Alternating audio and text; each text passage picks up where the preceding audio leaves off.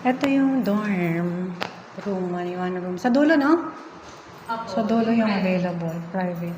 Yan na lang nag-iisa. Wala nang natira. Sige. Oh. Kahoy yung ano nila, work. Gusto ko yan, pag ganyan ang ganyan ang building. Kaso sa baba, semento. Ah. Alam mo, titignan yung apat. Ilan sila doon? Ngayon po, dalawa. Pwede kong tignan. Tapos,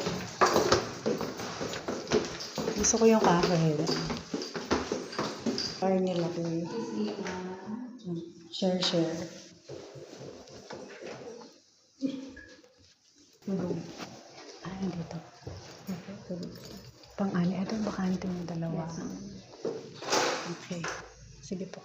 okay na po. May kwarto pa rin ho dito, no? Meron po. Pero dito, hindi na siya kahoy. Yung... Walang tao. Nakapatay. Ay, meron. Whisper. May titig. Okay. Naka-headset po. May titig na. Sige po, okay na. Okay na. Yung building. Mas gusto ko dun sa ano, sa baba. Sana may apat doon. Yung ano. Rice cooker. Bawal. Electric fan, bawal na yun. Electric fan pwede. 200 monthly. 200. Tapos, Bawal po yung plancha. Okay. Gamit lang sa sabon. bawal din. Microwave. Bawal. Toaster, bawal. Yung ref, bawal na. Ano pwede? Wala na. Bawal TV. Bawal ang blower. Pwede naman ang blower. Bawal. Yung sa buhok.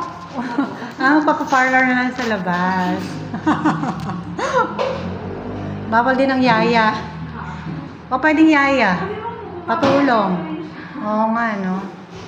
Siyempre, bawal ang pusa. Opo, bawal. May pusa ako. Ayan, yan ang lugar.